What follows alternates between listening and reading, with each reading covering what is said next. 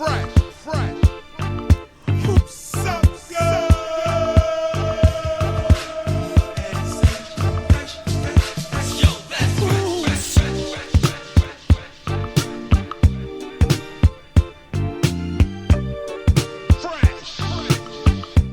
Welcome to Fresh Convos Season 2.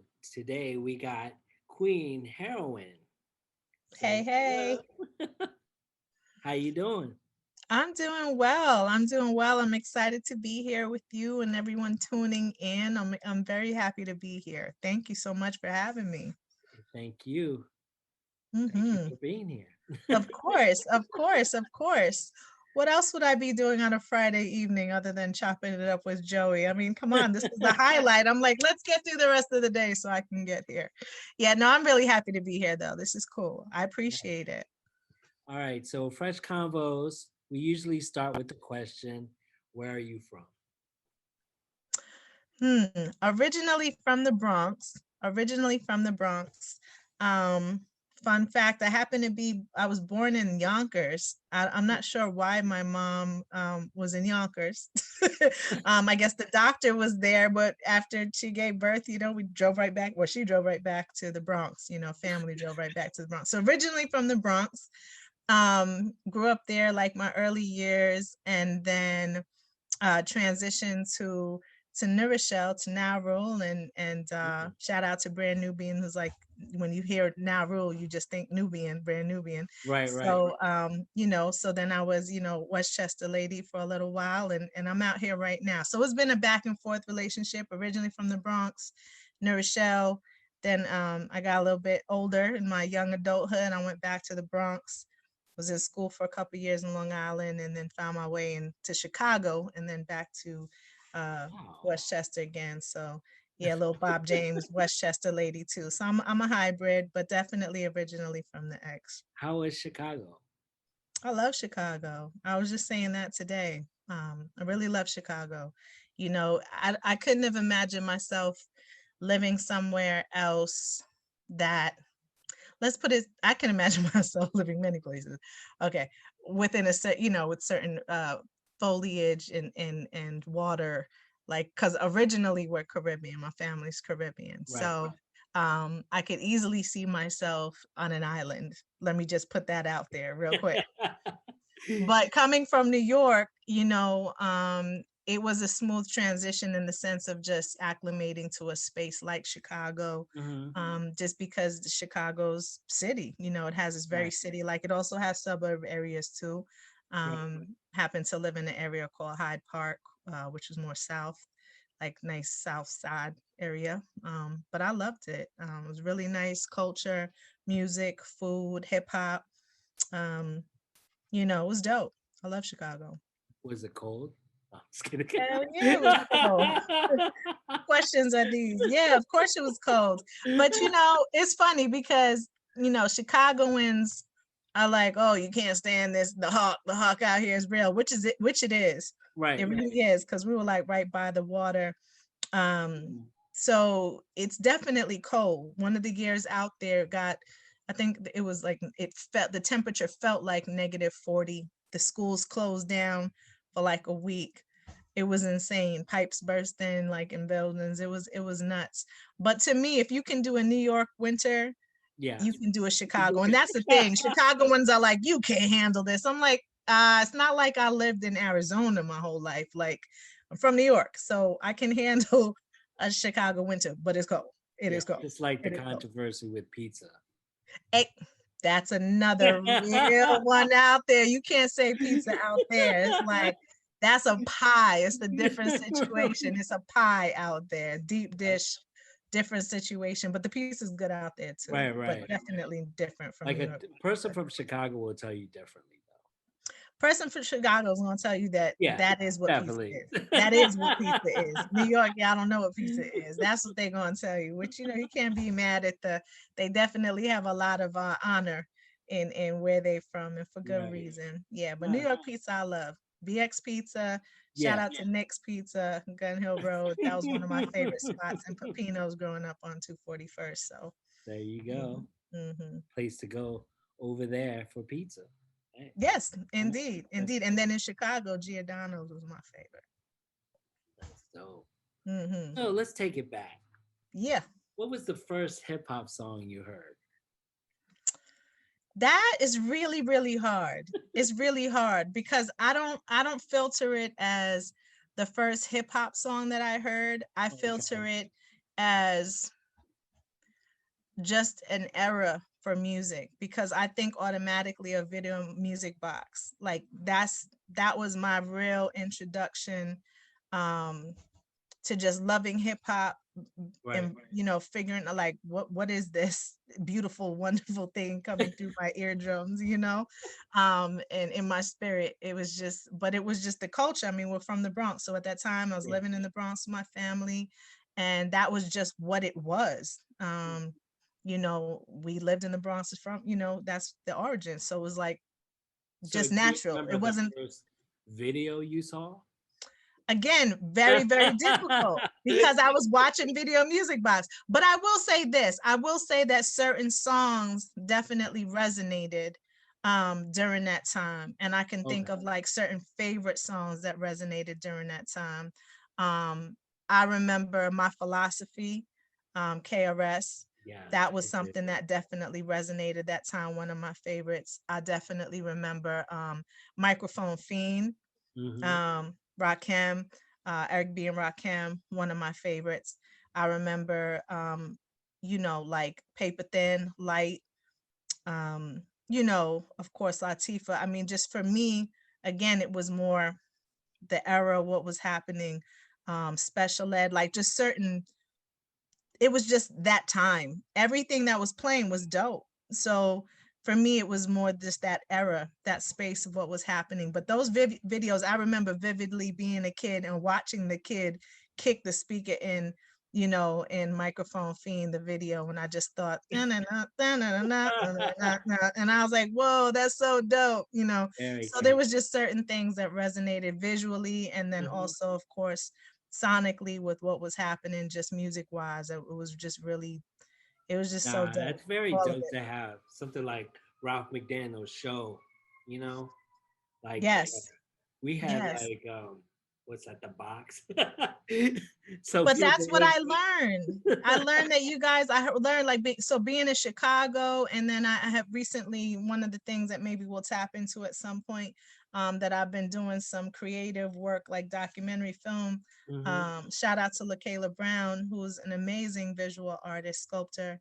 And so we were talking, and I interviewed her with her process of creating the art that she creates, and her relationship between what she makes visually with the sculptures and then hip hop. And she was telling me, because once you see certain pieces that she does these amazing pieces with bamboo earrings. Right. And so just the correlation between the visual arts and again that infusion of hip hop there, that inspiration. So we were talking, and she's from Detroit. Mm. So she was like, "Oh yeah, we had the box," and I was like, "Video Music Box?" She was like, "No, we called it the box, and you had to call in and dial in. It Yeah. actually cost money to like request a song."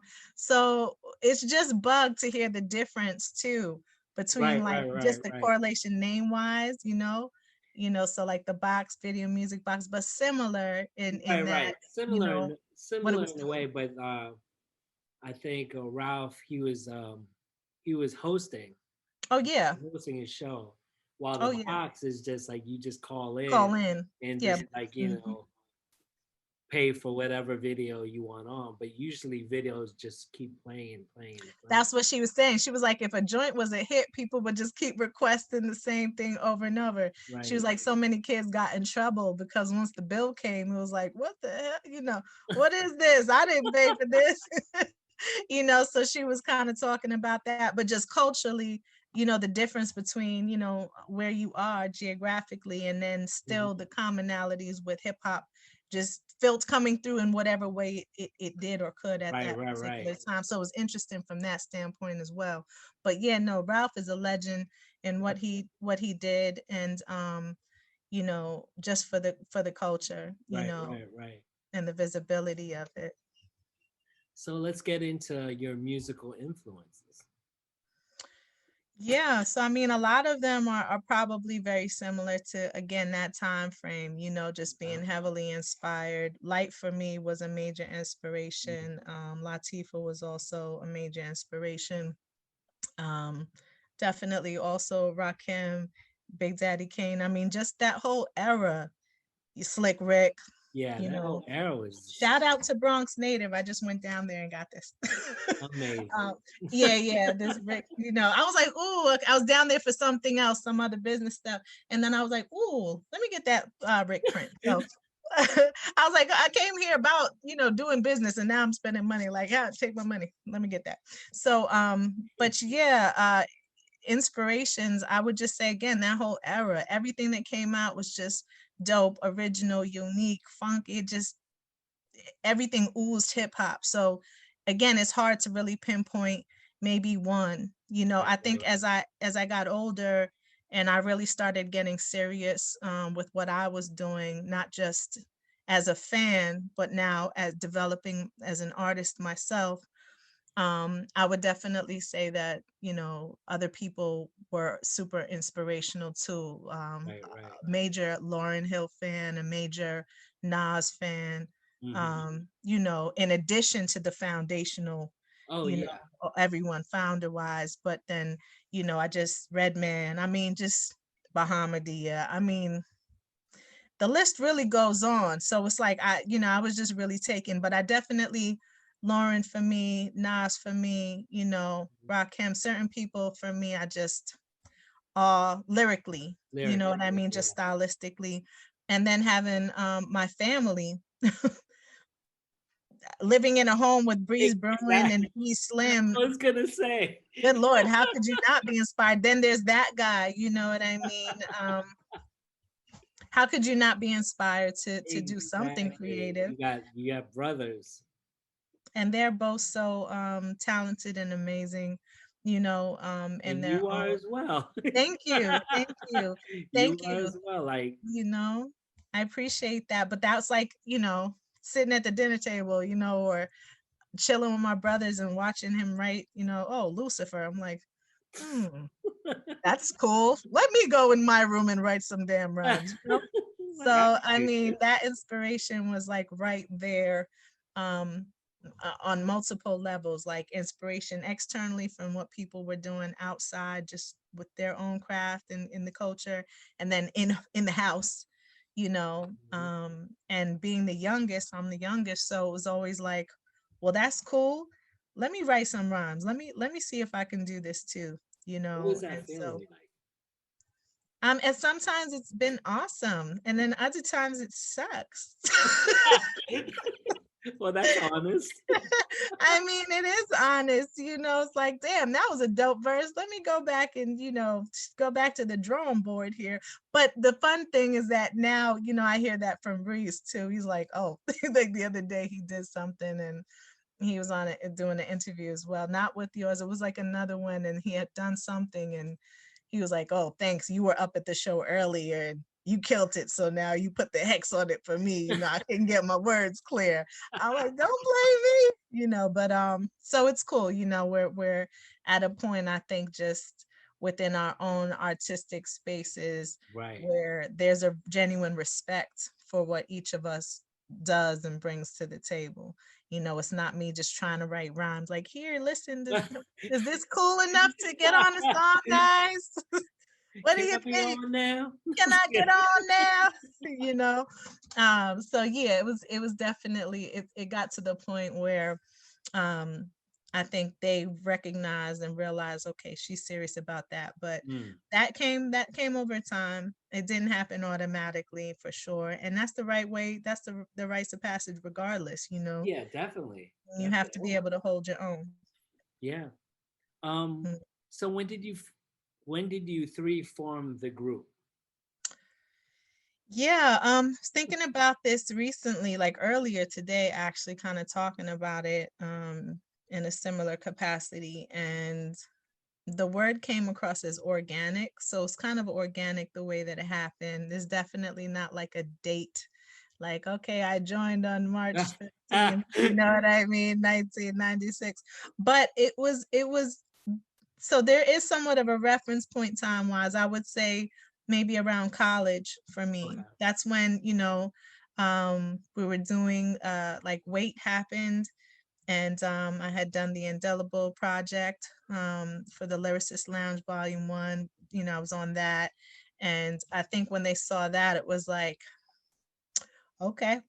I mean, they had seen it before, you Right, know, they right, meaning right. my brothers, you know, but I think at that point we were doing a lot of shows. I mean, it was just another really, really dope era and time in hip hop, you know. That's when, you know, Wetlands and Nuyorican and peace, rest in peace to Mums, you know, who's Rest in just so peace. Yes. integral in that movement and all of that. And so that was like a little family where, you know, you see in the same people, you in the same fabric, LP, you know, Just, Mr. Len, even, you know, Most, Kwali. I mean, like Dead Prez, like that time it was like everyone was pretty much doing in Right. that those in those spaces. You know, and it was really a beautiful time. So yeah, I would say it happened organically, but there is some form of a time frame, you know, kind of like my first maybe year in college. That's when we started doing shows together, you know, and they would have full on sets where they were doing, you know, like the first album performance, but it would be Right, like, all right, right, get right. on stage, spit a verse. And then once Wait happened, it was something tangible to refer to within the show, you know. Wait is an awesome song. Thank you. Let me tell you that. Thank you.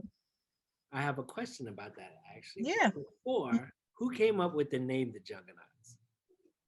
So the Juggaknots, I want to say that's more Breeze. That was definitely more Breeze and Slim. There were some names before. I don't really remember all of them. That's probably a question you'll have to get Slim on here for. I won't let that can out. I feel like I remember one. I won't share it because I feel like it wasn't my business to share.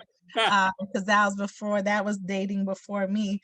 But I think that was more collective of them both. I'm not sure. That story might be totally different for them. Breeze might be like, nah, it was me. You know, I was just like, oh, okay, I'm one now too. Okay, good. Let me get my armor. Let me get my suit. So, you know, I was happy to be a part. Like, wait for me, I'm coming. You know, so I'm not sure. They were already very much, you know, in Voltron mode, and then I just kind of came on with an attachment. Like, you know, I can help out too. Let me be the belt. Let me be something. You know. So, but they were in full form already by that time. Right. Okay. So, what was your inspiration for your verse on Wait? Um, I want to say that it was more just wanting to, I don't know if it was inspiration or just wanting to hold my weight, just Okay. wanting to hold my weight with everyone else who was on the song and do a solid job. You know, at that point, I had definitely been writing. I had also been part of a group. Shout out to Gypsies, who kind of consisted of, it was like a female Wu-Tang kind of thing, where it was split between some women from the Bronx. MFW, shout out to MFW, I haven't seen in years, and Seven as well. And then shout out to Key Turner, Gongali. There were also a couple of other women who were from Virginia. And so we had connected, and that connection really didn't come through me. I think MFW was connected somehow, and then I came in on it very similar and very Juggernaut mode, like, hey, you guys are rhyming, let me rhyme too. You know, so you know, but I met MFW through Breeze, and so we kind of just gelled and everything. So yeah, I mean, it was pretty much, that's kind of how that thing happened as well. And I think inspiration wise for the song, it was more about me just making sure I brought my fullest self, at least up until that time, you know, where I was developmentally as an artist that time, to the table. But those years were really good in that I was writing a lot. You know, I was serious at that point. It wasn't a game. Like, I was Right. serious about wanting to do what I was doing and You feel contribute. like it was competitive from the other MCs? Yeah, I feel like it was competitive, but I feel like it was competitive in the healthiest way, that it's Right. always competitive. It's like, I'm not gonna come on here with a weak verse. Right. I'm gonna come on here with a solid verse. Like, you know, Oh, brothers, that's friends, whatever, I'm still gonna come on here and do what I do. And so and that's kind of always been my at least intention. Mhm. You know, that's always, I have verses that I feel like are stronger than other verses, but my intention is always to come with a solid verse. You know, coming again from a Caribbean family, it's like my father has a slogan, you know, what is it? Don't snow me, don't give me like a half, you know, half-assed or half job, you know. So Right, there's the mentality to always do your best, right, right. and on whatever you're doing, you know, and that carries over to the music as well. That's that's awesome. Mhm. Let me tell you, Yeah, that's yeah, great. for sure. So you have a very distinct style, let me say, of rhyming. Your rhyme patterns and cadences are different from other MCs. How would you describe your style? I Some would hope so. pattern. I'm glad that it's different. That's a good thing. That's a good start. Um, how would I describe it? I mean,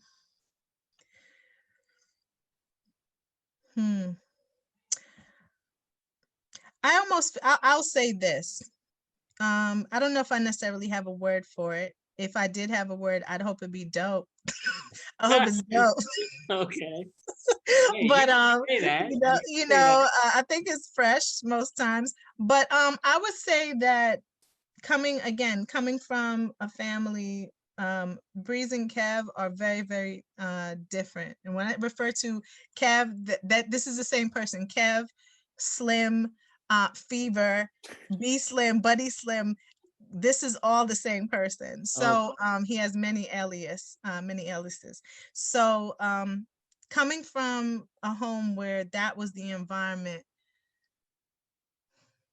I will generalize it in the sense of artistry. So I think Slim, his artistry style, his style as an artist. One, I think he's the eldest out of all three of us. Okay. So who he was inspired by as well, when you think about just hip hop and things like that, was happened years before me. So I'm coming onto the scene and I'm like, oh, Slick Rick, you know, for him, it's probably more like Public Enemy, like still similar time frame, but you know, Run DMC and things Right, like right. that. You know, I got, you know, in trouble staying up late watching them throw parties in the garage and stuff. You know what I mean? So it's like for him, inspiration wise is it's a little bit different from how it resonates with me, even though I'm inspired by it. Like that was his time. So even though it's a couple of years difference, there's still a difference. I'm Right. saying that to say that that I think played a role into his style to an extent as an artist. He's also extremely eclectic when it comes to, you know, production and things like that, but his style is very direct. Hmm. Like it's also his part of his persona too. It's very like direct to the point, like, you know, 45 caliber, whereas Breeze is like more sniper. You know, like his style is very acute, is very detailed, it's very methodical. Like Kev is just gonna come with a sledgehammer. You know, Breeze is going to probably calculate a bomb. You know what I mean? Like he's going to, they're just different tactics. I feel like me, I'm kind of a combination of the both Right. of them, just being exposed. And so I don't know if I could describe necessarily my style lyrically, but my style as far as an artist, it's a combination of very tactic, tactical, methodical, but then also in your face, like it's a combination of that. It's kind of like that sweet and sour. It's the silent but still deadly. Like it's a combo. I think of both of them just because that's the environment I grew up with just seeing them both and down to their personalities too, not just Yeah. artist wise, but like that's very like Breeze is kind of cool to, you know, Hmm. Kev is like, yo, you know, they're just very, very different. And so it's a beautiful balance between the two of them. I think that's inspired me as well. That's great. That's a great explanation, actually. It makes Thanks. sense Mm-hmm. because your brothers do have a different style. I can't compare them to anybody. You know how people like to compare. Oh, you sound like, Queen Right. Latifah. Like, you Right. don't want to hear that. But it's just Right. like, Who wants to hear that? You know who but you remind me of? Like nobody wants to hear. Right, right. but yeah, I totally get it. So you're the Are you you're the youngest out of the three, right? And there's another brother, the eldest, Mark. So shout out to my brother Mark. Right. Not a juggernaut, but definitely family. Definitely family. He's a familyoid, not juggernaut. There you Definitely go. fam. My eldest brother, yeah. Nice. What are your favorite songs off Use Your Confusion? Mm, that's a good question. Um, I really love Never. Okay. Really love Never. Shout out to Nine. It's just so dark and beautiful and grungy and mean. I love it. It's just so hip hop. So I would say Never is one of my favorites. Um, this one comes a little bit mixed. So no, you know what? I would say the favorite that maybe I'm connected to is Moving the Chains. I love Moving the Chains. I could really listen to that over and over again. Strip Joint, I like Strip Joint because I just like the perspective of adding, having a woman's perspective and a man's perspective, Right, which right. is really kind of so to me, I'm more involved and interested in the concept than even lyrically for me. It's My funny. favorite lyrically would be, yeah, probably like Moving the Chains, but concept wise, I just like that. And that's what's cool about having, a dynamic where you have various perspectives, both from the male and female point of view. So, So but that's political because you can think about, it's not as prevalent now, especially in COVID, being like a strip joint. But, years ago, or not, maybe that long ago, there were places. I was actually in the Bronx earlier.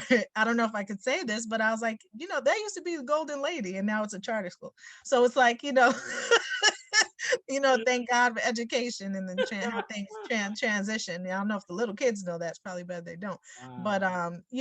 I just like having that dual perspective, but that's very political because that's the norm. Right, right. A gentleman's club is the norm, whereas for women, my experience, that's why I wrote about it that way.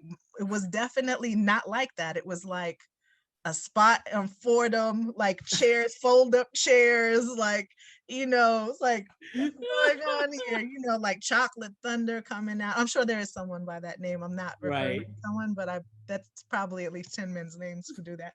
But certainly different. And it's like you question, well, how come we have to go up into the hood spot, and see it from that perspective where the gentlemen have, can I get you another beverage, with, velvet chairs. No, we had fold up chairs. So Right. definitely different, definitely different. But I thought it was important to kind of just expose that and talk about that, experience. Nah, that's a very dope song. It's funny because in the Breeze interview, he spoke that he was fighting for that to do a video for that Mm, actual song. So I didn't recall that, but but that's what but he I'm said. not I surprised. fought for I fought to get that video done, but they spend money on somebody else, and it I was bet just he like I was like, did. wow.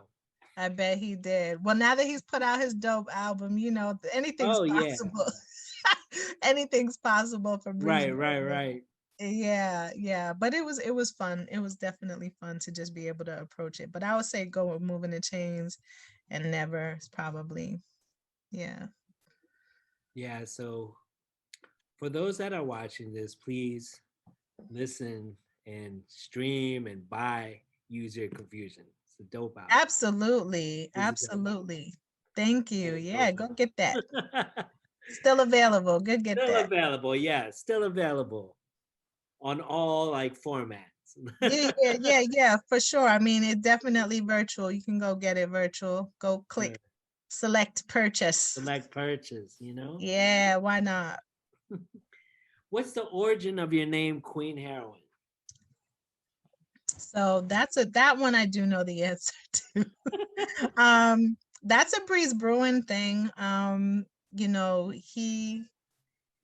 It's so weird, again, having these elders. I feel like he ordained me, when you have like the sword and you cross the sword like to knight someone. It was like you are now knighted, Queen Heroine. So it was really Breeze's doing.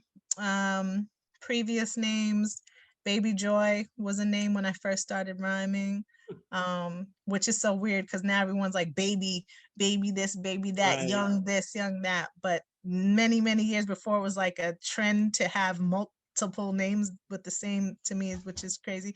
But Baby Joy, just because I'm the youngest and my actual name means joy. So at least so I've been told. So there was that. I was P-Funk for a while. Breeze is like funk dude, like anything funk related, he loves it. The wah wah pedal sound, and he's just like funk dude. So for him, there was an era where he was just saying all that like often, and then my name starts with a P, my actual name. So it was like P-Funk, and then Queen Herawin was born. The spelling changed, but it's still the same name. Yeah. How do Mhm. you like being like, what did you think of the name Queen Heroin when it was I mean, at the given? time, I thought it was really dope. Now I'm like, what was I thinking? But Come on, you this can't is go now back who I now. am. Right, I can't go back now. Well, I can always start, I mean, what I you mean? can. You But can. but that's how I'm known. That's how I'm known. I mean, it is a dope name, but I do, really believe that names carry a lot of weight, and they do. And so I feel like Queen Heroine, the real concept or origin behind, like the meaning is female hero, Right. right? And unfortunately, because of the society we live in and the way we just automatically kind of take somewhere into the negative connotation more times than should be, um, it was often like, oh, Queen Heron. And I'm like, whoa, I'm a teacher. I'm not pushing this to the kids. You know what I mean? Like I'm about female heroism, not female drugism, and so, but that's how people started writing articles. They'd be like, oh, cool, Juggaknots, Queen Heron. And I'm like, that's not my name. So people were Right. consciously shortening it on their end without, my permission to do so, and it kind of became a thing. Now, yeah, of course, I've even played into the metaphorically, addictive, but that's metaphorically, we're not Right. talking Right. about actual drugs. And so there's that part, which is why I actually changed the spelling to Herawin. But then when you think about even the weight of a female hero, at a certain point you get older and you're like, man, I'm just trying to save myself here.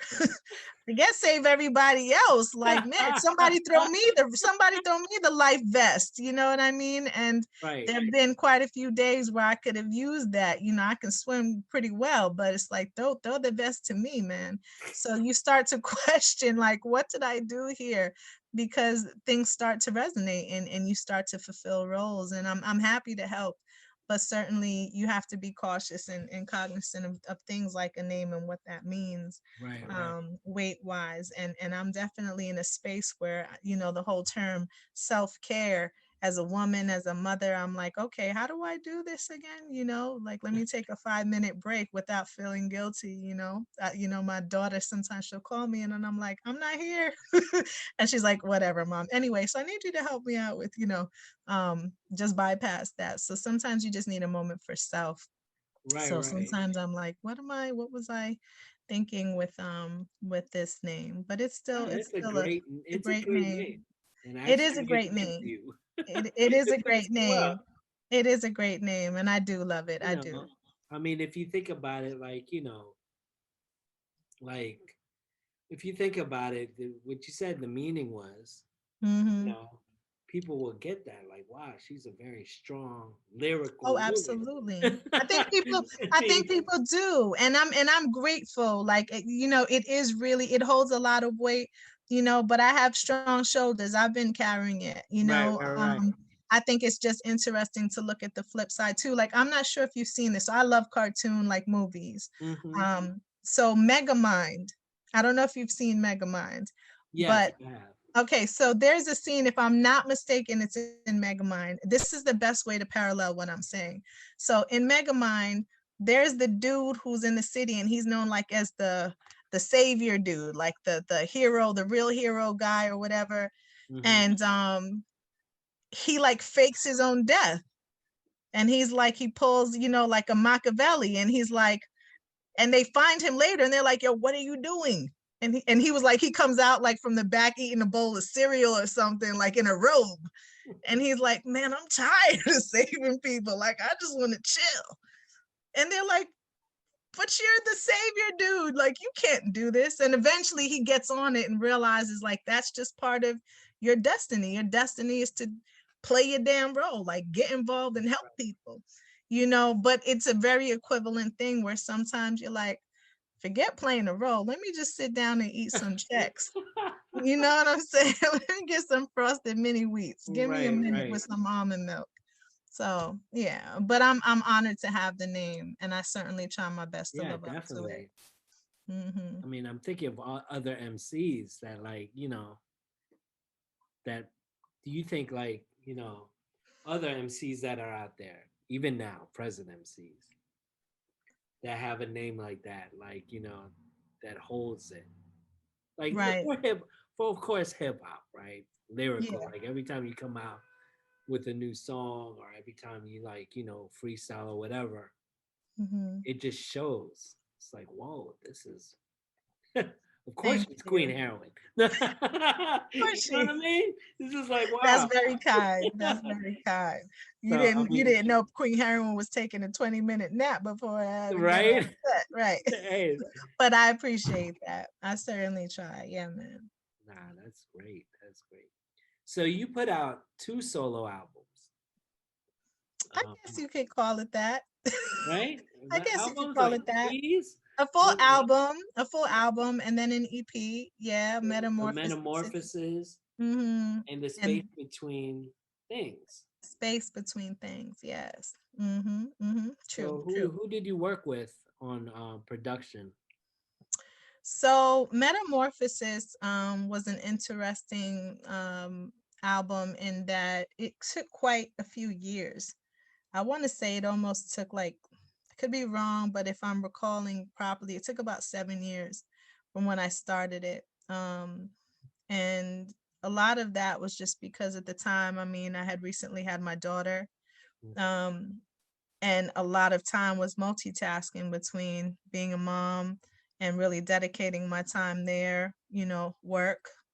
And then the moments I did have in between, which were unique in many days, having to bring my daughter with me to studio sessions or not go because I had to make sure I had to take care of her and hold things down. So it just was an elongated process that, I didn't necessarily have that intention, but it ended up being that way. And so production wise, Kev did Kev did 2 songs on the album. I had the majority of the production on that project was done by DJ Synq. Shout out to Synq. I just really loved his sound. So the songs like Metamorphosis, I would say dang near like half the album was really done by him, like really about half, if not a little bit more. So he was really like the main producer, but there were a couple of other producers. Like I said, Slim did a few. Also a guy by the name of Wills. Wills did, I think, 1 song and an interlude on there. And shout out to Jesse West. Jess did some mixing and mastering on the album as well towards it. So, he's definitely fam, so it was a combination of all of that. And then the space between things, I was literally I was in a whole nother place. So where I was going to studio, between, home base or the Bronx or, Lion Face Studios, which was really helpful because at the time I was in New Rochelle. And even though the Bronx was like 10 minutes from where we are in New Rochelle, having my daughter certain nights, I'm like, just let me shoot to New Rochelle. So Lion Face Studio, which happens to be a friend of mine, Shelton, I went to college with, his studio space is like 5 minutes. So even that 5-minute difference when I'm pulling, going till 1, 2 o'clock in the morning some nights, I'd rather do that than have to shoot to the Bronx, So it was a combination effort wise between production and studio spaces to get the first album done. And then the space between things, I was in Chicago. Mm, And so it was really finding a new home base for me there. right. Thankfully, my significant other who's out there, he had put me on to a studio space out there. And I was a little reluctant because I'm coming from home studio, which like I know what the sound is. I can go there at any time, as long as I'm willing to take the drive, call Kev up. All right, let's go. So it's like home. That is home. And so going to a whole new space, that was hence the space between things. There's meaning, there's definitely meaning Yeah. and symbolism there. And so it was finding a new space where I felt comfortable. And through his friend who he had grown up with for years, shout out to Marlon and Insomniac Studios in Chicago and Blue Island. Um, I mean, he had been telling me, he was like, well, man's official. He's serious. And I'm like, all right, we'll see. Okay. But hands down, super professional, the man knows his stuff when it comes to mixing and mastering. So he definitely did all the mixing and mastering for that project. And then production wise, there were 4 different producers on that. I worked with a producer by the name of Paragon. Shout out to Paragon. He's actually not doing so well right now, so I'm hoping him some healthy wellness messages and sending that good energy his way. Also MP from Tennessee, I believe. MP's from Tennessee. Yeah, I believe so. Really dope, really fresh. He's been doing some cool things as well. And Low Key X, who's also affiliated with LNX Music out, and he's based in, he's from Brooklyn. He's done amazing things as well. He's actually worked with J. Cole, and he's done a lot of really dope things. He's doing some really dope things now too. And then who's the last on there? Oh, Trizzy Track, who I just found online one day. That's the song that kicked it off for me. The beat, he did 100 pills. And I happened to be at work teaching. I was on a prep and just going through Instagram, and I heard this beat and I was like, that's amazing. And I just found out who it was and I reached out to him. And he was like, yeah, okay, sure. Yeah, I'm down to collab. I mean, I hadn't met him, but because of technology, sent me the beat. And that's really what kicked off that EP, that particular beat, me just kind of getting into the zone of writing with that. That's awesome. You got like different, a variety of different producers from all over. On that one, yeah, on that EP, I did. I think moving forward, I've had a couple of potential opportunities, and I hope that they do materialize, whether it's a matter of, just me.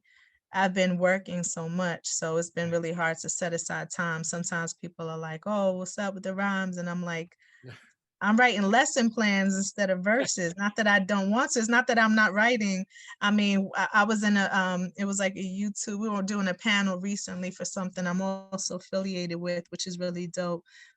Hip hop, shout out to Martha Diaz and the Universal Hip Hop Museum. So I'm on a committee now, which is really a beautiful thing in connection to like both women in hip hop and also education, the educational like curriculum development. And someone was making this point the other day, who's a journalist. I can't think off of the top of my head, but it was like a panel in connection to her Fresh, Bold, and So Deaf initiative that Martha has. And they were like, it's not that I didn't want to write. I was just busy writing articles. So she's like, when I'm writing articles, like 1,200 words a day for a particular article, when do I have time to write for my book? And it's a very similar concept because her point was like, it's not just taking up time and energy, but it's in the same vein. It's still writing, And so for me, when I'm writing lesson plans, there's amount of words, there's organization, there's flow, there's cadence. There's like similar things that you're doing. They're concepts. Right. It's organized. So it's like, am I writing a 16-bar verse or am I writing a lesson plan for the day? And it really resonated what she said, because it's not like I'm just, you know, doing stock. And there's nothing wrong with someone who does stock, but it's like I could be doing stock and all of a sudden I'm like, oh, that's a dope line, let me write it down. My energy is different. I'm not using that same creative energy to write. When I'm writing all day, and then performing is like being on stage teaching. Right. It's very similar too. It's impromptu. You have your lesson plan, which is like your verse. You spit it, but you could go off the top of the head if you forget what it's so similar. You have an audience, they're like either enthused or throwing tomatoes at you. Like, anyway, it's very, very similar. So the energy that it requires to teach, it's not the same, but there are many parallels between teaching and the preparation and time that goes into writing and preparing, like with writing rhymes, Right. believe it or not. And so oftentimes it's like, I don't have a new album, but I got a lot of curriculum. You can show them that. I could show the Mac or the HP but in this like, instance. you know, Word. I mean, when it comes to you, like when the inspiration does come to you and you're like, okay, I gotta go out there. Then Well, you do it. You know what I mean? right. And for me, I don't like opening people, oh, let me send you beats. I don't like I'll sometimes let a beat sit, not to be cruel, but because once I open it, I know that if I do love the beat, I'm gonna want to write right there. So it's like, if I don't have time to sit with the beat, I'd rather wait till I have time to sit with the beat, because if I get inspired, I don't want to lose that. You know, I don't want to lose that enthusiasm. I don't want to lose the gem of having something that could be golden and just toss it to the wayside because I had 5 minutes. It's like, not to make the parallel, but it's like, you know, intimacy, you know, hopefully not every intimate opportunity is going to be a quickie. Sometimes you want to light candles and, you know, let me throw on some Teddy Pendergrass or some Marvin Gaye. You know what I'm saying? True. You better not have a quick every single time. You will not be quick out the house. Like, how you getting back in? You know, you got to respect it. So it's very similar. If I don't have time to respect the craft and sit down and work with it, Right. then I'll just rather wait till I have a section of time to do so. No, that's right. And time is like, you know, time is of the essence. You're in no rush. You know what I mean? I don't know about that. I don't know about that, Joey. You see a couple of these grades, baby. I don't know about that. So speak for yourself. I'm like, let me hurry up and write these rhymes in class. Go ahead and do your like, work you know, while you I don't write. have a label telling you, No, you definitely. know, well, you gotta hurry up. You gotta do this, that, and the third. You don't. But then you also start to see the urgency too. I mean, like, again, the other day, I was floored hearing about moms.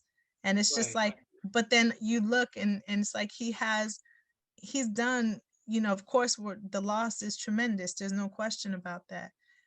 But then so is his work, his body of work. He's done so much, you Yeah. know, and it's like, so even though there's not a label telling you, this is telling you, Oh yeah. know, constantly, like, okay, well, you Right. got to do this, you got to do that. But like you said, it still comes down to the right time.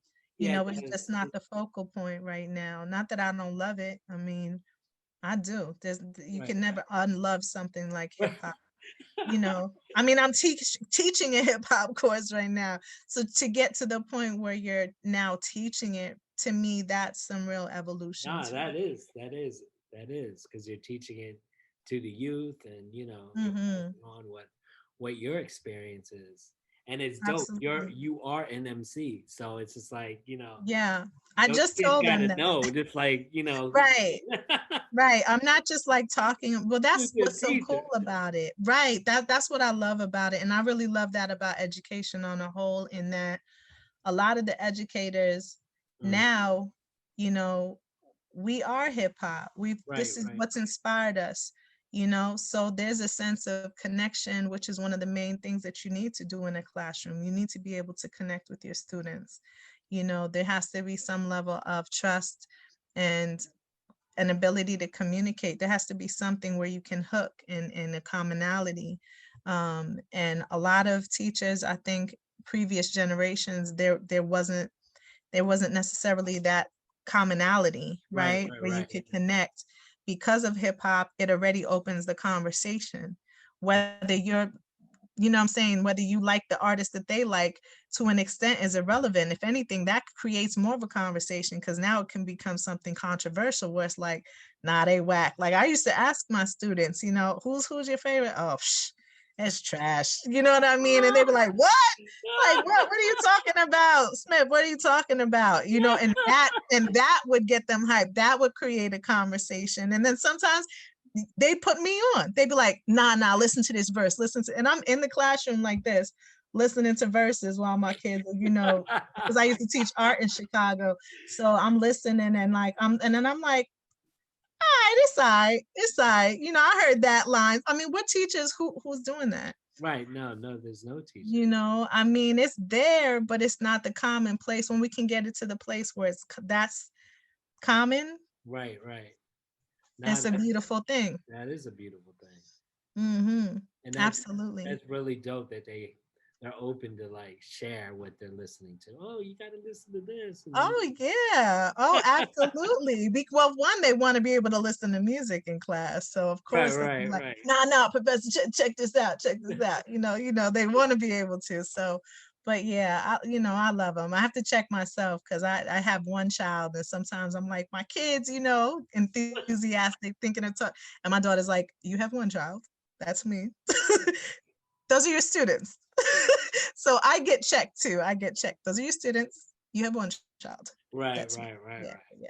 And she's correct. But those are still my babies too. Yeah. That's dope. Yeah, man. Let's talk about the song Kill Bill 3. Oh yeah. So much fun. Yeah, how is it doing that song? Who's on that? Ty Phoenix and Ty Star. Phoenix and Star. Yeah, you see the cheeks like smiles. I mean, it was fun.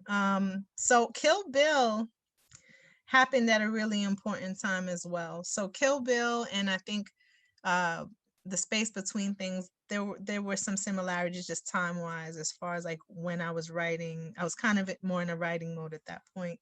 And I Okay. hadn't been. I had transitioned to Chicago. I was work, which I kind of still am, but just different now here. But I hadn't written in a while. Mm. I really hadn't. I had done maybe some collaborations, but it was like kind of scant here or there.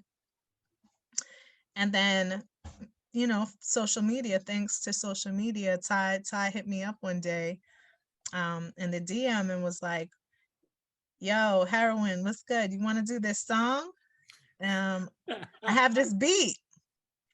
And I've known Ty for many years, but we never worked together, you know. We've just crossed paths so many times, you know, back to what we were saying before, wetlands and all those days Right, and right, right. tramps and those shows. So we never worked together, but we certainly knew of each other for sure. So she sends me this beat. Immediately, I was like, that's dope. I was like, that's dope. And like I told you, once I have a little time, I think when she sent it to me, it might have been on like, I want to say it might have been like a Thursday or Friday. I just know that it was like a day or two away from the weekend. And Okay. I heard it and I was like, this is dope. And the work week was almost done. So I remember like that Friday night, put on my headphones, put it a little bit ridiculously loud, and then just zoned out and wrote my verse. And even though we were all in different places, Mm-hmm. I think at the time, Ty might have been in Florida, Star was in Atlanta, and I was in Chicago. But we all did our due diligence, and I was honored and happy to be on. I mean, those are both Star and Ty are lyrical Yes, beasts. they are. They're so dope, you know, very, very talented, respected. I highly respect them, have been in the game, are MCs, they are lyricists. No ifs, ands, or buts about it. And so coming together collectively on a song like that was a no-brainer for me. I was like, let's do it. And so I recorded it out there, also at Insomniac Studios in Chicago by Marlon, by Solitaire Space. And sent my track. She was like, yo, this is dope. And when I heard it, I was like, yo, that's some straight Kill Bill joint. And she was like, word, that's what I was thinking, like something like that. And then, you know, it evolved into Kill Bill. But that was just the vision. And so we did the video, not right after, but, you know, a little while after having recorded it. That in itself was crazy. I flew out to Florida. Star was there, Ty was there. And the way the video starts, they're like, yo, man, where's Heroin? Like, we got to do this in the beginning. But that's kind of really what happened. They were like, yo, you running late. Like, where you at? Like, in reality, you know, my plane landed. I took the cab there. And when I got there, the guys who were filming, shout out to the film crew, they were like, yo, let's go. We've been waiting for you. And they were like, all right, can you like get into, you know, mode? And I was like, can I get into mode? Like you said, Queen Herawin, you know, I need to have like a Queen Herawin superstar, like a slogan now. And I went in and it was just, did the video. They were like, oh, okay, yeah, she was ready. And afterwards, we just chilled and hung out, you know, and had a good time, just, you know, kicking it out there for a little bit. And then I flew back to Chicago. But people were so loving that song. Ty really did a nice build up to it as well, kind of got people amped and excited about it. And to this day, people are like, yo, are y'all doing the super group? Like, what's up? It was just really successful. People both of loved them it. used to live in Brooklyn. So it's like, let's just come back and let's just do this, you know. But you know, I mean, everyone is really, I guess, kind of doing their own thing. It's not that we were anti the idea. Everybody's just been really focused on what they've been working on. And in essence, it really was just about doing that collaborative song together. But I think it was so well received that people were like, yo, I could really see you guys doing a whole album together or doing a whole super Is that group a together. thought? I mean, I don't think that it's not a thought. I just Okay. don't know if that's something that will manifest. But again, the respect is there. I think we certainly want to still make some music together. I think we're all open to doing so. How and where and when that pans out, I don't know, you know, if it's just an additional song or something more. But there's no pressure from anyone just because we're all really kind of doing our own things, you know, Right. respectively. Yeah. Nah, that I mean, at least you guys got a song together. That's We love, and amazing. it's so dope. It's I still amazing. listen to it and get hyped. Like, I just love it. It's a really nice song. Yeah, I'm proud to be on that. It's a dope track. What are your thoughts on hip hop present now? Mixed, mixed. You can be honest. You can be honest. Yeah, I mean, it's mixed. I mean, I feel like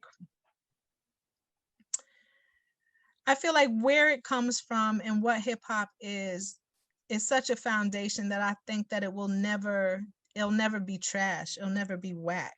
Right. I mean, you know, even when you date back and we think about songs, and I won't shout certain people out, like, or call people out rather, but there were some joints that was like, that could have stayed on the shelf. You know what I'm saying? I mean, there's always going to be, no matter what it is you're doing, you know, you have an athlete, you know, you have athletes doing a run. Everybody can't come in first place. Right. So, you know, I think very similarly now, there's stuff that's solid and then there's stuff that's not as solid. You know what I mean? I mean, there's always a balance. Yeah, what I would say though is I think that maybe it's just more imbalanced now. But what I will also say is that I'm also not as educated about it, in the sense of now you have to sift different. You have to search different. There is no video music box now. That's why it was so powerful, right? Because Ralph did his work and was like, yo, these are the joints. And we listened and was like, word, these are the joints. These are dope. You know what I mean? Whereas now, yeah, that's true. It was just, yeah, so it was a collective, right? With the way that things have shifted between technology, the industry, the economic part, the political part, all of that has played a role, into the point where now it's like you're sifting for a needle in the haystack. And it's not that there aren't a lot of needles out there, but you have to sift. And so that's why Breeze's song on his album Mentor is really dope, because Yeah. it's kind of playing with this idea of like old school, like he says, old school, new school, no school rules. It's like you're going between the perspective of someone who's a younger person now who is listening to an old head talking about, oh, it's just about the old school hip hop. And he's like, nah, there's dope stuff now too, old timer. And the old timer's like, whatever, y'all stuff is trash now. But it's about being open minded to Right. the possibility that other things do exist. Yeah. And, you know, so it's not that it's not out there. It's just, have I researched enough to know like a whole bunch of dudes who, and when I say dudes, pardon me, like just people, Yeah. no genre, like no gender, Yeah. just, you know, who are doing things that are dope and creative Mhm. that I'm not put onto. It's just because I'm not putting myself onto. So it's more just me not being lazy and going through the process of really sifting through and finding new people. You know, and then because we come from such an era of foundational music that is hip hop, no questions asked, Mhm. oftentimes it's hard not to revert back and like, oh, instead of sifting, man, let me just throw on this Souls of Mischief album and call it a day and listen to some dope stuff. You know what I mean? So it's hard sometimes not to just retract back and to go into what you know, Right. rather Right. than Right. to spend the time and sift through. When I have time and it's not working or family time, I'm probably sitting down watching Netflix trying to check out something cool to pass out to because I'm Right. Right. tired. Right. You know, so I really have to do my due diligence and go on. So I just think the accessibility is different. I think we have to work to find stuff and see things now. It's just a different process. And because it is time consuming, sometimes it can be a little bit, you know, discouraging to spend the time that it takes to look and find it. It's not that it Right. does, Right. not that Right. it's not out It's there. a totally different. It's a totally different way now. You It's know, a totally different way. That's what it is. It's a totally different way. because you have a You know, choice of what you listen to yep, nowadays. Like, you know, for example, if you have Spotify, right? right. You listen to what you listen to. You don't just Exactly. listen to have anybody just like, oh, this is the new whatever, whatever, you know, little or Yep. maybe or whoever, you know, on here. Right. It's just like, you know, Right. so you don't you don't get accustomed to that unless you do listen to the radio. But they too nowadays just play old stuff. So What radio? Like, I mean, even that, exactly, exactly. you know, it's hard. So even that is like, oh, come on. It's either you're listening, you're again, so it's either you're finding people, like you said, whether it's Spotify or you happen YouTube sifting, surfing, or I don't know, Pandora even, or I don't know, you know, you just Right, right. happen to hear something new or you spend time to explore, or someone just puts you on, like, yo, have you heard this one, or Instagram, etc. So you're right. I mean, the process is just totally different. The format is different. And we just happen to be from a time and an era where things were collective right there. And that was also because of technology. Like it was Yeah. advancing at that time where you could, oh, they're videos now. Okay, cool. Let's check out these videos.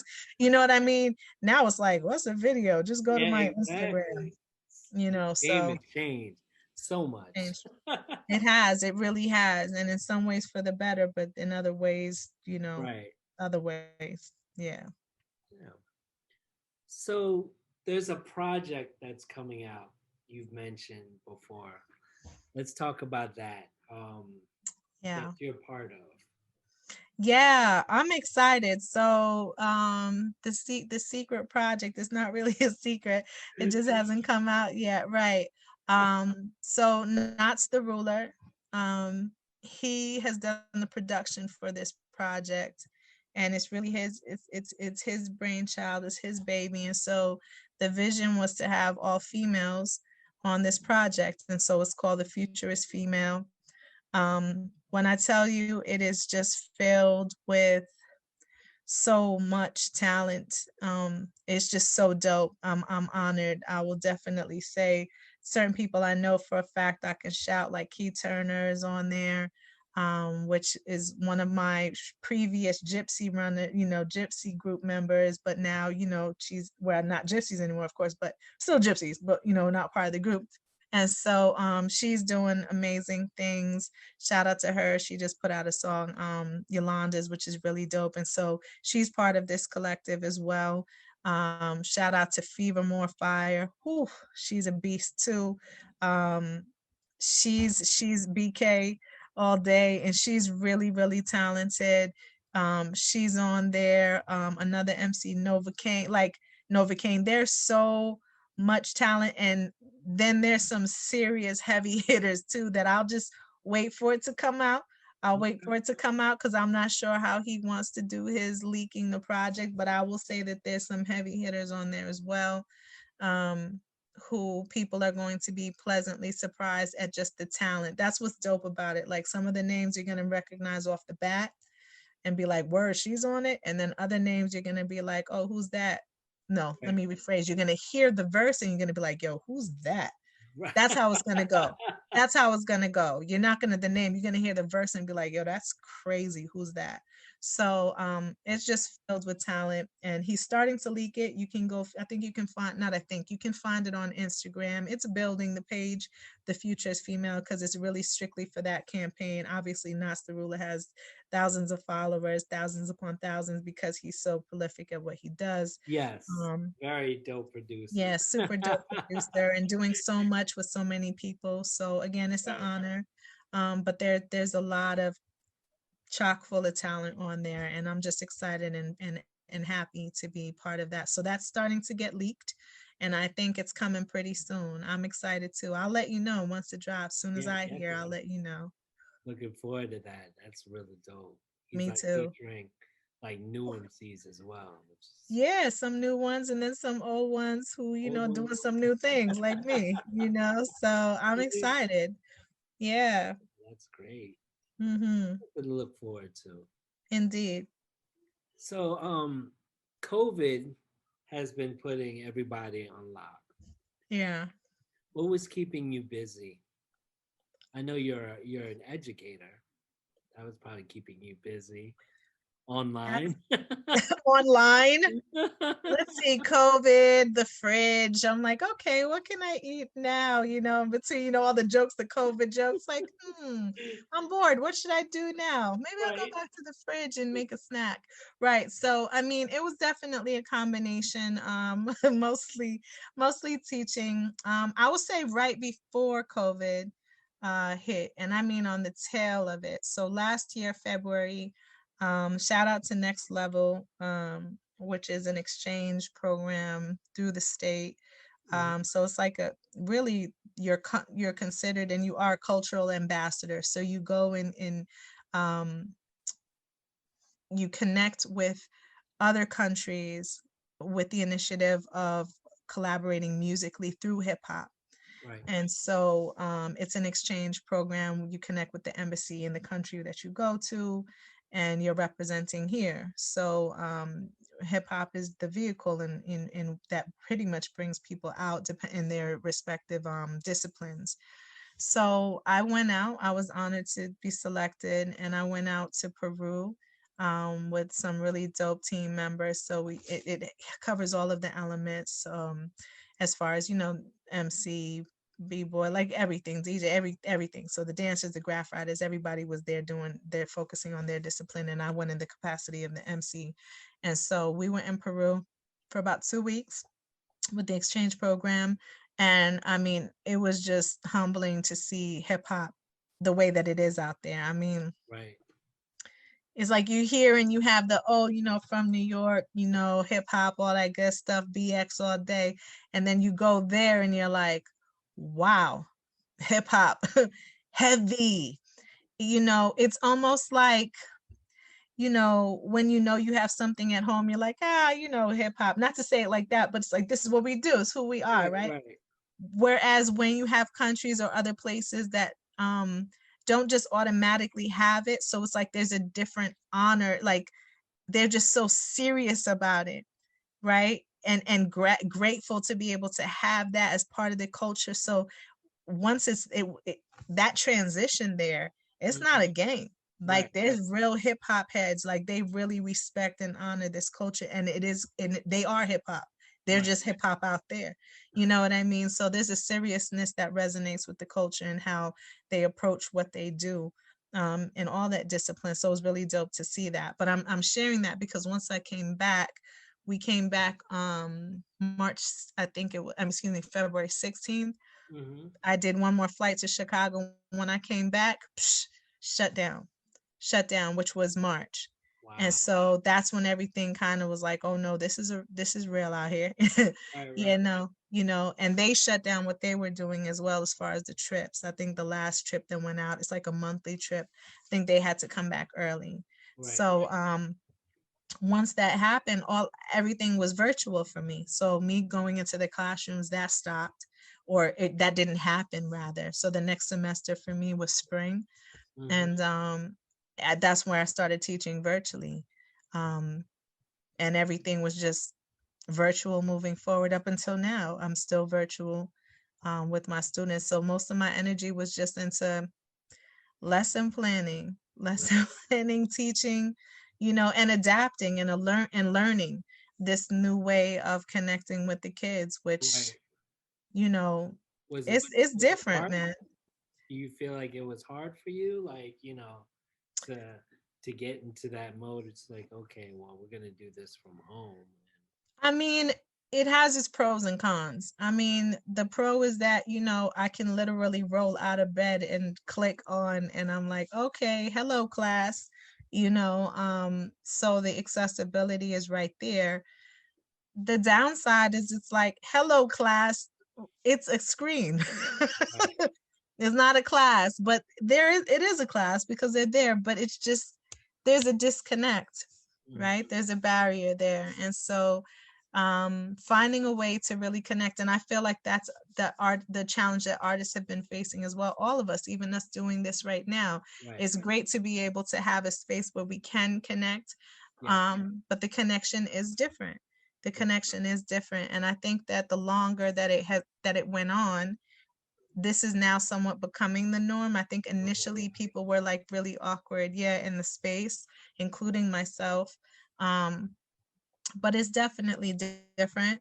Sometimes my kids, when I'm on, they're like, I'm like, oh, hello, is such and such there, or is that just your name? Like, I'm getting very comfortable now. I'm like, oh, is that you, or you are making a sandwich right now? No, oh, professor, my bad. Did you call me? I was downstairs in the kitchen here making a sandwich. So it's like, okay, KJ, come back up. I'd like to make a sandwich now too, but I'm teaching. So Right. there's definitely there's a difference. I had a visitor, shout out to we had Pushing Buttons Collectives come in this week in the class. Mm. Shout out to Pays and Raina Soul, who's a producer, and they came in and spoke to the class as like visitors. But because of the time lag, being that it's through the computer, she was going to show them beat production like live, and the time, it was lagging, the beat was lagging because of so it was coming through distorted. And so she had to kind of switch up her whole way of how she was initially going to present based on what I had asked. And I was like, man, if we were physically in the classroom, this wouldn't be an Oh, issue, yeah. and Definitely. the kids could have done it too. They could, oh, let me press this. So there's limitation Right, right, with right. the experience. Yeah. Nah, but that's dope. You had them on. Um, Yeah, I mean, we work with it the best that we can, but it certainly is different. It's definitely different. There you have a lot of students. If your student happens to be an extrovert and they're really social and they want to be in the classroom, this is torture. There's some kids who just go into school like, yo, I'm just trying to look cute and to show off my new whatever, or check on my boo, check my boo. That's why I'm here. That's my purpose for being here. And in the meantime, I guess I'll go to class. So if there's other incentives and that are bringing them there, and then you don't have any of that, it right. can be it was a challenge. And then you have yours who are introverted, who like they don't mind.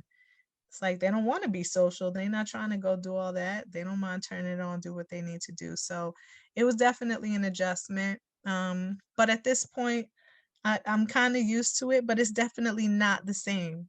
It's Right. definitely not the same. So it's more convenient in some ways because it's immediate.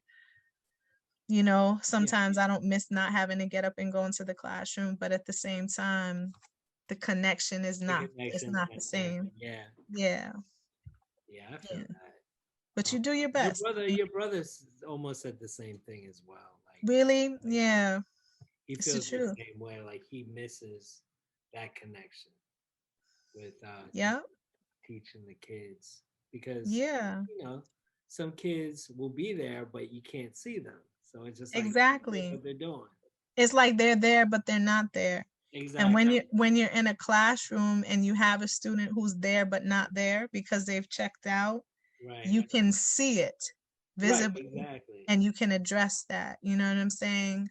Or attempt to, so it's just very, very different, and the same thing, if you want to shout out a kid and there's an issue, it's like, Mhm. hold on, let me create a breakout room so I can address your behavioral. Nah, like, so certain things that I would have done differently in a classroom to protect, you have to be, mindful of how they feel. Sometimes I don't have time for that. It's like, X, Y, and Z. Like I told them, they have to do presentations in about a week. And some of them, when you do have them share the screen, yo, all their friends in the back, yo, what, making all kind of noise. I told them, and let me tell you something.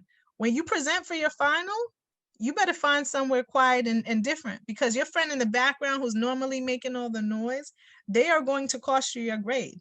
Because I'm Right. not playing for the final. So all y'all who yo in the background, and that's exactly how I'm speaking to them, shut that down. It's either Right. that or I guess that's your grade, because you're going to have to find somewhere. I don't care if you have to go in the closet for that 4 minutes of your presentation. Right. And that's not so easy, because you do have situations where it's a whole family. Maybe you're in a room and it's multiple people. So it's not the easiest thing to request, but I'm like, if you can't do that for 4 minutes out of the whole course, then we got a problem. But it's definitely different, man. It's Right. Right. it's weird. It's weird. It's like virtual clapping. Oh, you see the claps. It's like Yeah. mishearing action. Exactly. It's just like okay. Okay, See the virtual clapping. Then. I'll take the virtual clap. Thank you. And thank you for the virtual clap. It's like, man, technology. It's allowing us and affording us, the flexibility to do what we need to do and be resilient, but it definitely comes at a cost. It comes out of yeah. You're definitely right. Mhm. Talking about the youth. Let's let me ask you this. What would you pass on to the youth that wants to do what you do, but as an MC? I would say that certain things. One is definitely study. Like most artists would say, study your craft. Mm-hmm. Find people who you like, or who are doing things that you respect, musically, creatively.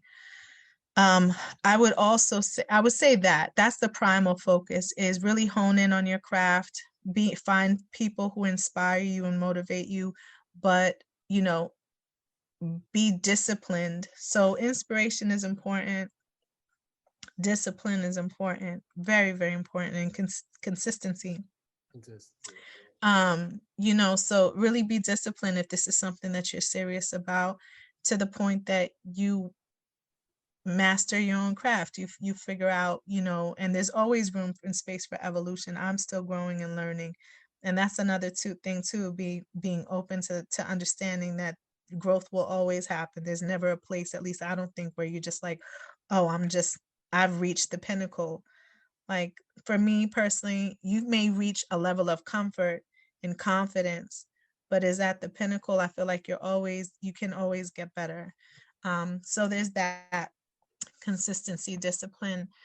And then I would say something that I wish I would have done earlier is the business part of it.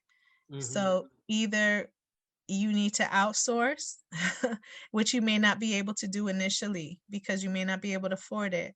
So do some research then on, what are some strategic business tactics, and, if you plan on taking it serious. So if you can't afford a manager or the publicist and all that stuff, which most days I can't even afford half of these things, if Right, not more. right. We're doing a lot of things independently, but at least be knowledgeable about it. And also no fear, like, don't be afraid to explore who you are as an artist, and figure out what makes you unique. So I would say those would be some key things. You may not be doing all of the business yourself. Maybe eventually people can help, but definitely educate yourself on the business part as well. Social media in that regard can be your friend. Right. So many people are gaining visibility and doing things just for even us connecting, Right. through social media. So utilize those platforms in a business sense, for a business sense to, promote what you do. That's great. That's great. Yeah. I hope you kids are listening to this. or Hopefully, people, hopefully. or people in general that I do hope so. that's very inspiring, actually. Thank you. Yeah, man. Because there's gonna be days where you're just like, I don't know about this. Trust me, I have them too, so it's like that consistency. But if you really love something, like the saying, if you love it, it'll come back. I mean, I think that goes even for this, like you were saying, when the time is right. Right now, my focus is, really more kids in the classroom and things like that. But I do hope that there's, a wave that comes back around that's like, yo, I just feel like writing a whole EP today. I hope that happens, and then I can, do that because I absolutely love it, You never know. You never know. So what is next for you? What is next? Um, like I said, I hope that the music Yeah. bug does hit me again. When I have some free time. I think Right. that might be what it is, when I can actually sit down and kind of focus. But as far as what's next for me, I'm kind of excited about the start of what is happening now, and I'm hoping that that continues, in that combining, hip hop and education. I've been doing both for 20 years on and off. Hmm. Um, and so a little bit longer even. And so, you know, for many years I kept them separate. It was Right. like, okay, MC, and because hip hop, even though it shouldn't, at times there's a stigma associated for people who don't really understand the culture and what it is, and don't realize that it's an educative tool, an inspirational tool, a community-based tool to bring people together. Some people don't get that. Um, and so professionally, as an educator, oftentimes it's been like, well, I'm an educator, Right. I'm an artist. They stay in two separate rooms, and you just can't exist like that. And I think for me, it was either one or the other. So at this point, I really just want to merge those worlds rather than feeling split and torn, and combine them and seeing how both of them, interchangeable really, and Right. how they can really enhance each other as a force when combined. So that's really the future, as far as for me, the goal in wanting to do things that continue to educate, but Hmm. through hip hop. Right. And what that looks like exactly may be different things, like right now with the committee, being part of the committee with the Universal Hip Hop Museum, which is an honor. That's, Um, yeah. that's just phenomenal. And that was connected as well initially through my job as a professor. And so just wanting to continue to combine those worlds and figure out ways that we can continue to build curriculum and build opportunities that connect hip hop and education. What if your brothers call you? You mean like right now, say, let's do this today? Being like, oh, look, we got to do another Juggaknots album. I mean, I think that's a different call, because Okay. it's interesting you say that, because they joke with me and they're like, yo, what's good? Come out of hibernation. And I'm like, I've also been really involved in helping Breeze too with his project, which is just Right. Right. amazing. For those who haven't Amazing. purchased it, go out and buy Hindsight. It's amazing. Definitely. Also go out and buy ONN, Ray Fogues. Like, we're doing a lot of things, Carter P. We have a lot of things happening through Matic, through the label. Dramatic. Yeah. So I've been assisting in that regard too, like kind of helping administratively, which is great because I want everyone on the team to win, and the projects are really dope. But So with that that's your being said, I role. have, That's your role in on your independent label, right? I've really been kind of getting a little bit, getting my feet more, wet in regards to just administratively helping with like the promotional and marketing aspects. Right. Not completely. We have people as well. We're affiliated, like Breeze's album is obviously Fat Beats and Fat Beats, Matic. yeah. Shout out to Fat Beats. But just in regards to like just in-house things, Matic related things specifically, I've been really pretty interested and involved in helping out with. But so they joke and they're like, "What's up with verse?" And I'm like, "I don't write anymore. Remember, I just, I handle other business related things." They're like, "Ah," but if the call came to say, "Let's do this," Juggaknots album, I think my response would be different Right. for that, for that. Yeah, I think it would be different for that. So that might be the way to go. And I don't know. I feel like we've always. I think there's another one. I feel like it just feels incomplete. I think it was important for Breeze to do his project Right. solo. I think he had a lot that he needed to say just by himself, in my opinion. And I mean, I've done the solo. Not that I wouldn't be open to doing more things that are just more Queen Herawin than Juggaknots. I would like to do that too, but I think Juggaknots as a collective, the sound, I'm curious. I'm curious to know what that would sound like Okay. now. Yeah, definitely. After UZ Confusion, it's been quite some years even from there. So Yeah. after he said what he had to say, I've said what I had to say. I'm curious to see what we now have to say To say together. Yeah. together. Yeah. Okay. So there's hope. There's hope. There's hope, there's hope. I still want a gift, for Christmas. So I don't want to be Right, too right. mean. I'm willing to be a little flexible. How about the indelibles? No, I'm just kidding. Oh man. Too much? Well, that's fam too. I mean, that's fam too. That's always fam. That's always What fam. if they J called you Treads. out like, look, Treads is fam always, Len, Just, LP, that's family always regardless. Shout out to all those guys, right. I'm not sure if that's gonna happen, but certainly it's always family. We're Yeah, always yeah, family. it's a different time. Yeah, it is for sure. That's a good way It's to put cool because in DC we opened up a long time ago for organized confusion and it. Wow. company flow. Wow, what a Great. dope show. Hmm? What a dope It show. was a dope show. I think Yeah. it was for organized third album. Yeah, it was the third album, and of course company flow's first joint. So Yeah. Mm-hmm. it was an That's amazing dope. time. It was That's an amazing time. right. You have those memories where it's like, man, Right. you know, I mean, did you perform a lot? yeah, I mean, I think I've had my share of performances. Did you miss it? I Yeah, I mean, I do. I do. There was a hesitation just because, I was thinking, well, what would I perform? Pardon me. But yeah, it's funny. Kev, always kind of jokes with me and makes fun of me. He's like, yo, when you perform, you're a different person.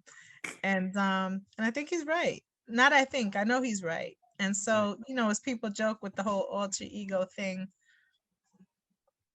it's different. It's a different experience. You interact, you come alive in a different way. And so the me that's me when, teaching, that's Professor Smith, or, that's, Smith, Hmm. and then the me that's mommying, that's mommy.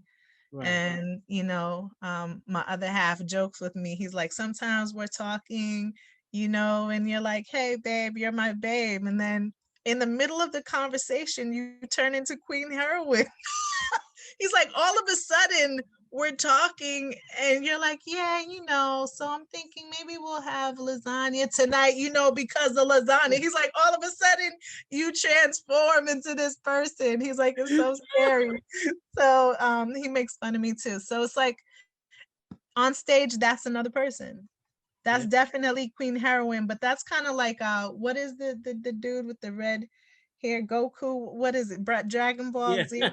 When it's like he's in another Yeah, mode, when it he's like, turns yeah. like turns color. I would say that's that's a good way. Like, yeah, I'm Queen Herawin, we could talk music, but when I'm on stage, yeah, that's That's something awesome. happens to that person. Yeah. Nah, that's great.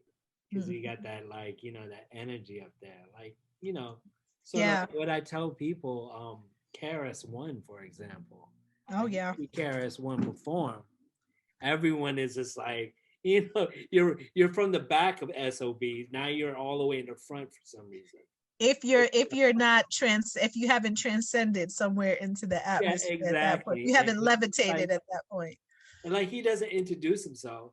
He just starts rhyming, and it's just, people just like, "Ah."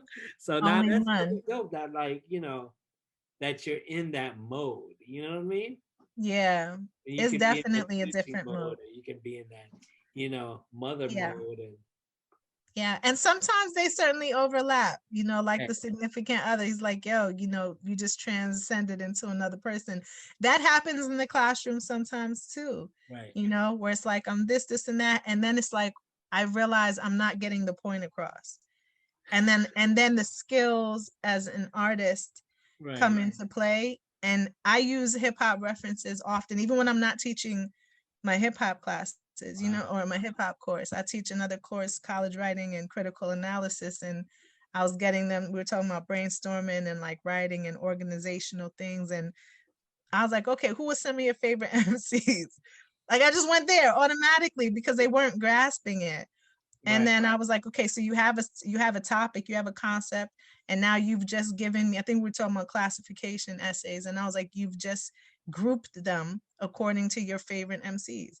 And right. now you can go into details. This one, his style is whatever, whatever, or this one, da da da da. So I use it as a reference, but it's like that's my spade. That's my spade card. It's like, all right, now I gotta go there with y'all. And they So were like, people can whoa, relate, though. Like, that, they but dig, he got it. yeah, He they got it. understood. So He it works. totally understood. And that's why this is why it's so important, Right, right? Because that's something that he knew in educational terms, right? Prior knowledge, like that's your prior knowledge. You know what that is. I know what that is. So now I can connect with you to get you to understand something that you didn't know. right. So it's using it as a bridge, which is really beautiful. And one of the other students in the chat, damn, professor, you know a little something about hip hop. I was like, yeah, a little something, because they don't know I rhyme. It's one of my other classes. Like, You little know, that they know. little Back do your you mind. know. Right, right. Little do you know. I've definitely had my hip hop highlight moments in, in Right. in the classroom. Your It's a students beautiful know thing. you're an MC? Some of them, Okay. some of them in Chicago, I kind of waited for a minute, but then after a while, the kids are so perceptive. I remember teaching in the Bronx for a little while, where one of my brothers he's been there for years, and we were doing like an after school art project on the floor, coloring, like doing leaves or something. We're working on like a mural, and they just looked at me and were like, "You're more than a teacher, aren't you?" Out of nowhere. And I was like, what are you talking about? And they were like, you just don't look like you're just a teacher. You do something else, don't you? And they had no, and I was like, yeah, I do. And they were like, yeah, I knew. And then some of my students, when I left Chicago, they were like, oh, all right, professor, I mean, they didn't call me professor because I wasn't teaching college then. They were like, all right, can we follow you on Instagram now?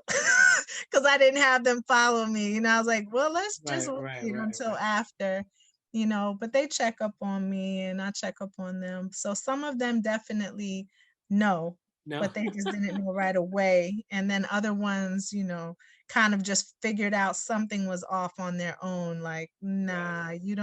you know too much about other stuff. You're not a normal lady. Something's off with you in a good way. You didn't have the kids come up with the Lyricist Lounge album, like. That happened one time. That happened one time and I almost lost my job. And that's why I'm not even kidding. That was before I was teaching. I was a teacher's assistant. And the Right, principal called me into the office. And he was Really? like, "What's going on with you? Do you have something happening with between you and the student?"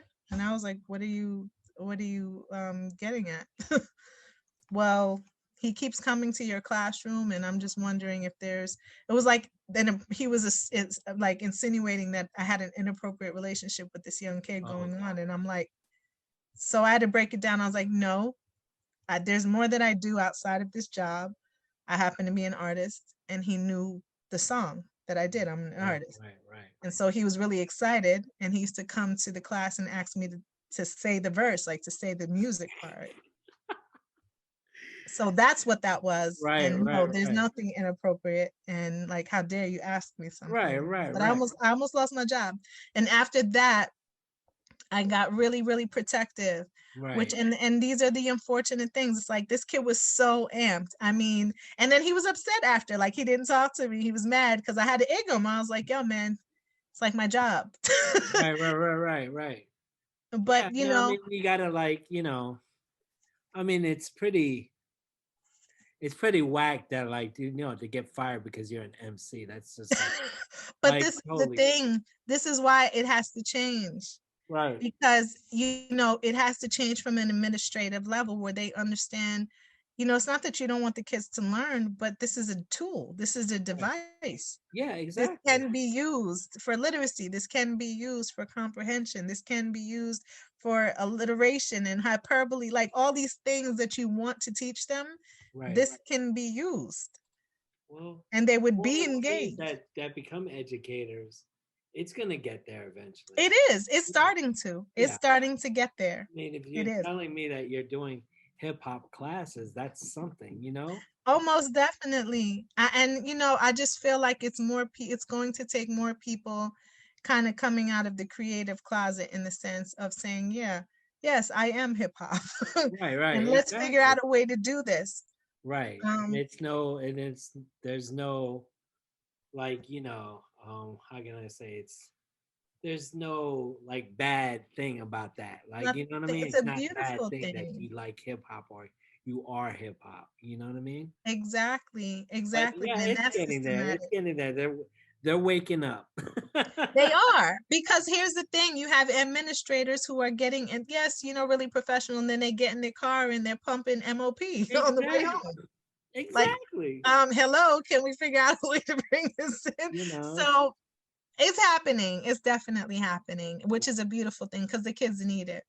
Right. We're losing a lot of the kids. It's just like interest wise. So if we can find ways to connect with them earlier on, it's crucial. And so, it's important that hip hop becomes part of everyday curriculum. Exactly. Nah, Yeah, that's really dope. And I yeah. hope I mean, we're getting there. We Getting getting there. getting We there. getting there. It's getting Slowly but surely. slowly but surely. Yes, And I'm indeed. glad you didn't lose your job. Me too. Me too. Me too. Me too. Me too. That would I have been know. like, that would have just been Well, crazy. who knows? I mean, maybe I should have, and then I'd be like, forget this principal. I'm rhyming every day, and then then I'd have tours selling out. You know what I mean? Instead of talking about hip hop and I curriculum, I'd be mean, like, you implement know, my album into the curriculum. Right. there you go. Right. It's But all about how there's you going use to be a time. chance where you'll find it that you're doing both, and which is great. Yeah, Because I even hope though so. you're not doing albums now, Right. you're teaching kids. You know what I mean? And It's it's beautiful. basically the same thing. It's beautiful, man. I Yeah. don't, many weeks I'm just exhausted, but it's a good exhaustion as long as they get it. Right, right. That's my main thing. I just want you to get it. Like, there's nothing better than a kid actually, or a student getting it, and with college, I'm teaching, some of them are younger, but then I have some who went back and they're grown-ups with kids, or Right. young people with kids, and even being able to connect with them on that level too, is dope. I love teaching college because it's like real life stuff. Right, right, right. Real things are happening, and sometimes I don't beat around the bush with them. The only thing is, everything's recorded, so I have to be on my best behavior.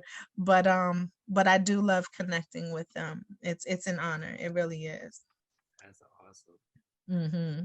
So for the people viewing, where can people find you on social media? Yes, so people can find me on social media by going to the Queen Herawin, spelled Herawin, the Queen Herawin, and that's at Instagram. I would say that that's definitely like the best way to get me. You can, if you're interested, whether it's in collaborating or feature or something like this awesomeness that's happening with this fresh interview with my man Joey, I mean, then it's like, yo, you can just DM me.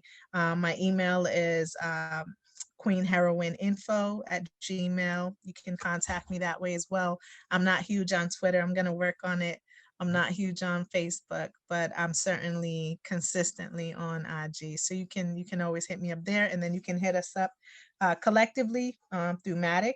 I'm also, connected to the label, which is at the Juggaknots, Juggaknots. So you can hit us up there as well. Either way is fine. There you go. And where can Indeed. people purchase the music in Portland? Good question. So you can go to BANDCAMP, and again, the spelling is the same. So Queen Herawin, just go to BANDCAMP and you can put in Queen Herawin, spelled Herawin, and you can find both Metamorphosis and The Space Between Things. That's online. That's also available on iTunes as well. So again, you can just type in the Queen Herawin. And then in regards to the album, the re-release, there's like 1 or 2 songs on the re-release where you can find some music of mine in conjunction to the Families, which is Juggaknots, on the old album that was put back out. And then you can also find Use Your Confusion similarly. So you can go to Bandcamp, but just check in Juggaknots, or you can go to iTunes, check on Juggaknots. So everything's online. No excuses. No excuses. No excuses. No excuses. No excuses. Go do your homework. No excuses. Do your homework. Listen to Queen Indeed. Herawin. She has a lot to say. Indeed. And her brother Breeze. Yes. Go buy that And the Hindsight Juggaknots, album. and very, very dope family group, Thank you. dope. It was funny. I asked Breeze, like, is there another family group out there like yours?